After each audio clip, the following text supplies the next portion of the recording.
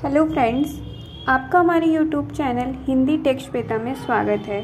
Friends, आज मैं आपको MST 1 का मोस्ट इम्पॉर्टेंट क्वेश्चन विद्यापति की भाषा करवाने वाली हूँ। इसके पहले मैंने कबीर पर मोस्ट इम्पॉर्टेंट क्वेश्चन कराए हैं। यदि आपने नहीं देखा है तो आप जाके हिंदी टेक्स्ट पेता पे देख सकते हैं, जिसकी पूरी प्लेलिस्ट बनाई गई है, वहाँ पे आप देख सकते हैं। चलिए अब हम देखते हैं विद्यापति की भाषा पर प्रकाश डालिए। विद्यापति की भाषा। विद्यापति आदिकाल के मैथिल कवि हैं, जिनका समय 14वीं व 15वीं शताब्दी के मध्य का है। इन्होंने कुल 14 रचनाएं की हैं, जिसमें से 11 संस्कृत में हैं, जैसे भू परिक्रमा, पुरुष परीक्षा, शैव सरस्वार आदि। इनकी 3 रचना हिंदी में हैं, जिसमें से प्रथम 2 कीर्तिलता तथा कीर्ति पताका उन्होंने लिखा है। उनकी अंतिम रचना पदावली है, जो मैथिल भाषा में लिखा गया है। विद्यापति संक्रमण काल के कवि हैं। अपभ्रंश में काव्य लिखने की प्रवृत्ति क्षीण हो रही थी। आधुनिक आर्य भाषाओं का साहित्यिक उदय हो रहा था। एक ओर उन्होंने अवहट्ट भाषा में काव्य रचना पर हिंदी के आदिकाल का प्रतिनिधित्व किया, तो दूसरी ओर हिंदी में भक्ति और श्रृंगार की काव्य परंपरा के प्रवर्तन का श्रेय उन्हें जाता है। उन्होंने अपनी रचना संस्कृत, अवहट्ट और मैथिल भाषा में लिखी है। चलिए अब हम देखते हैं विद्वानों ने क्या कहा है। विद्वानों में विद्यापति की भाषा के संबंध में बड़ा विवाद रहा है। रामवृक्ष बेनीपुरी कहते हैं, विद्यापति की भाषा को बंगालियों ने उसे ठेठ बंगला रूप दे दिया और मोर रंग वालों ने मोरंग का रंग चढ़ाया है। शिवनंदन ठाकुर कहते हैं, विद्यापति के काव्य में कभी हिंदी कभी बंगला का प्रयोग किया गया। मैथिली के शुद्ध रूप में उपस्थित करना कठिन ही नहीं, असंभव जैसा हो गया था। पंडित विश्वनाथ कहते हैं, विद्यापति हिंदी में जनभाषा में श्रृंगारिक रस का प्रयोग कर श्रृंगार काल के कवियों के लिए वे बहुत उपकार कर गए। जनभाषा अर्थात बोलचाल की भाषा के शब्दों की विद्यापति के काव्य में बहुलता है। समाज में प्रचलित लोकोक्तियों और मुहावरों को भूलने की ऐसी अच्छी तरकीब अन्यत्र कम देखने को मिलती है। लोक जीवन में प्रचलित मुहावरों का उनके गीतों में न केवल उपयोग हुआ, बल्कि उसकी पृष्ठभूमि उनके यहाँ बाकायदा गीत का भी विषय बनी। उन्होंने लिखा है, करु अभलाख मनहि पद पंकज, अहो निष्कोरी अगोरी अगनवा चनन के गछिया। जैसे गीतों का लोक कंठ में बस जाना इसका परिणाम है।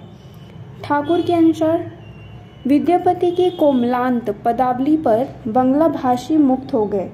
उस भाषा का अनुकरण एक नई भाषा बनी, जिसे अभी तक बंगला भाषी लोग ब्रजगुली कहते हैं।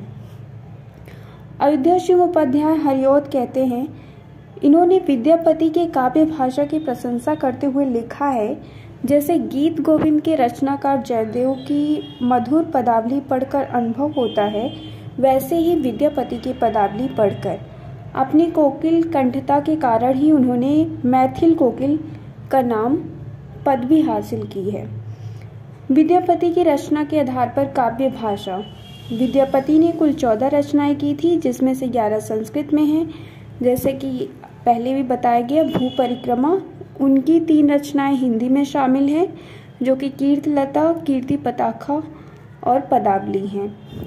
अब हम देखते हैं कीर्तिलता की भाषा क्या है।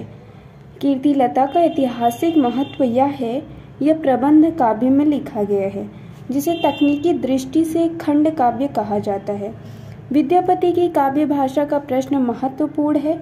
इसका मूल कारण यह है कि इसमें विद्यापति ने स्वयं एक छंद लिखकर अपनी भाषा का उल्लेख किया। उन्होंने लिखा है, सक्के वाणी बहुजड़ भावे, पावस रस को मम न पावे, देसिल बहड़ा सभा जड़ मिठा, तड़ जपो अवहट्टा। विद्यापति की रचना में अवहट्ट अपभ्रंश का प्रयोग तो दिखता ही है। इसमें से संस्कृत के विभक्ति चिन्हों के स्थान पर स्वतंत्र परसर्गों का प्रयोग प्रचुर मात्रा में दिखाई देता है। संज्ञा के दृश्य से प्राय ऐसे शब्द मिलते हैं जो न केवल स्वरांत हैं, बल्कि वह अकारांत भी हो चुके हैं, जैसे चूह, का, काया, आदि। सर्वनाम भी अभट्टकालीन सर्वनामों में मिलते जुलते हैं, जैसे ओ, केहू आदि। शब्दों की दृष्टि से इनकी रचना में पर्याप्त खुलापन मिलता है। संस्कृत भाषा को तद्भव बनाने की प्रवृत्ति भरपूर मात्रा में दिखाई देती है। मैथिली बोली के भी कुछ लक्षण इसमें दिखाई देते हैं, जैसे भूतकालीन शब्दों के अंत में ल का प्रयोग। अब हम देखते हैं पदावली में विद्यापति की भाषा क्या रही है। पदावली कृष्ण भक्त से संबंधित पदों का संग्रह है। वह इसकी रचना आरंभिक मैथिली भाषा में की गई है। यह हिंदी में कृष्ण भक्ति की प्रायः प्रथम रचना है, जिसमें श्रृंगार एवं भक्ति का भाव सम्मिलित है। इसमें राधा कृष्ण के प्रेम को दिखाने के लिए संयोग व वियोग श्रृंगार का वर्णन किया गया है। और वह लिखते हैं, सखी हे पूछति अनुभव मोय, जोय प्रीत अनुराग बखानिबे, तिले तिले नूतन हुए। विद्यापति के काव्य भाषा में श्रृंगार रस का भी वर्णन किया गया है।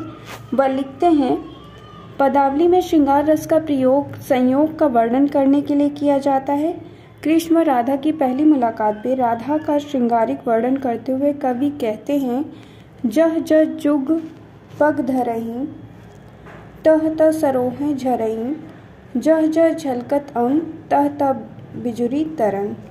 इस प्रकार से हमने आज किया है विद्यापति की काव्य भाषा। और भी वीडियो हम आगे करेंगे। अगर आपको वीडियो अच्छी लगे तो लाइक करें, शेयर